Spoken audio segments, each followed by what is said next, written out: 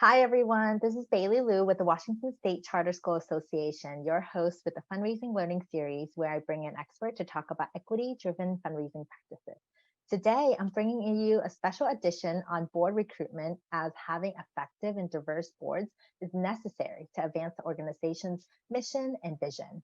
And I'm so excited to introduce you to Baionne Coleman, the Chief Executive Officer of Rainier Valley Leadership Academy, a Black-led and anti-racist collaborative community school in Washington State. So Baionne has been an educator for over 20 years and have served as a teacher, a principal, and the school founder. So welcome and thank you so much for being here. Thank you, Bailey. I'm honored to be here. I actually grew up from the school, grew up at the top of the hill from the school, so feel very connected to our community. And actually, a lot of our folks in the school have actually been folks who I went to school with, or they are family members, or et cetera. So there's a high level of accountability for certain in that space. I really have sat in the space of being asked to be a part of the Rainier Valley Leadership Academy community, specifically by community and elders, to come in and kind of begin this work with them. So the vision that we have is really a collaborative community vision that we've created together over the course of the past few years, and have really solidified and stood on the fact that we need to be an anti-racist organization. I think our vision and what we have for RVLA as a community is that our children are seen and that they're heard, and that they have the right to be able to learn about their cultures, other folks' cultures, and American history in a very truthful way, and that they have the space to make mistakes and learn from them so that they can go out into the real world and just really show the brilliance of who they are. Let their genius be seen and be safe in doing so. Yeah, thank you so much. It's an incredible vision. And when Green Dot Public School transitioned its oversight to RVLA as an independent charter school in 2020, also at the beginning of COVID, right? You provided incredible leadership to diversify the board to ensure that you have local representation and expertise. And you expanded the board from 6 to 10 members and transformed the board from 50% to 90% people of the global majority. You should be really proud of that.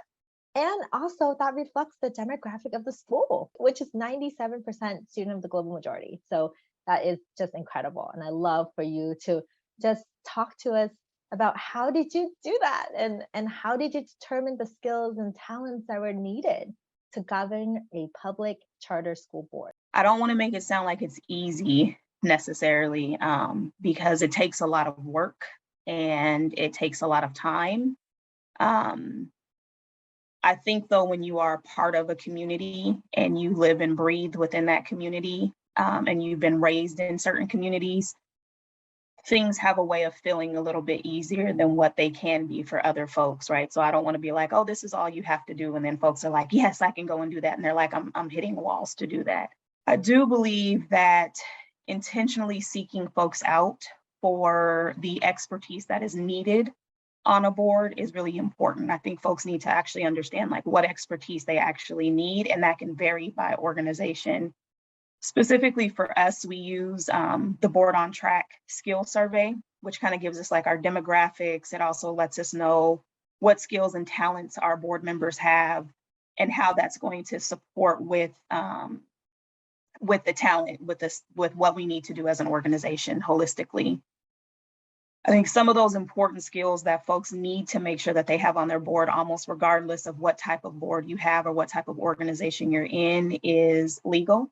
You need to make sure that you have some attorneys or even some policymakers who really understand how laws are made, what laws are necessary, so that when you do come up against a stumbling block or you are having a conversation, they can actually pause the conversation and actually say, like, legally, this is what we need to do, or this is how we need to do things, or I think there's a legal ramification there that we need to check into. Being on a board specifically that is a charter school, obviously we want folks who have expertise in education. And that can be higher education, it can be elementary education, it can be secondary education, et cetera. But you need to have some folks who have been in classrooms and understand what it means to teach. You need to have folks who understand teaching pedagogy and how that is actually implemented in spaces. And through that, the hope would be, especially if you're trying to be an anti-racist focused organization, that you have folks within that realm of education that also stand firm in what it means to have decolonized curriculum and practices. And then you have to have folks who understand money and finances. So you need to make sure that you have the accountant or someone who understands how to balance a budget and what that actually means.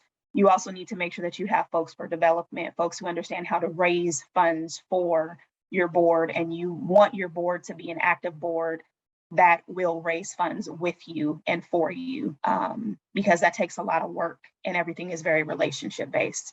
So as far as just determining what skills and talents are needed to govern a charter public school, I would say do an assessment of your board. What skills do you need for your organization? What are your gaps?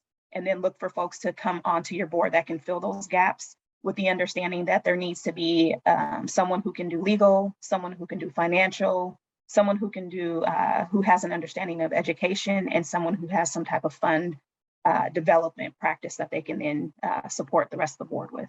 Yes, those are so important, that when you're recruiting board member, you have to look for those skill sets, right? And that will complement what you already have. So thank you for sharing more.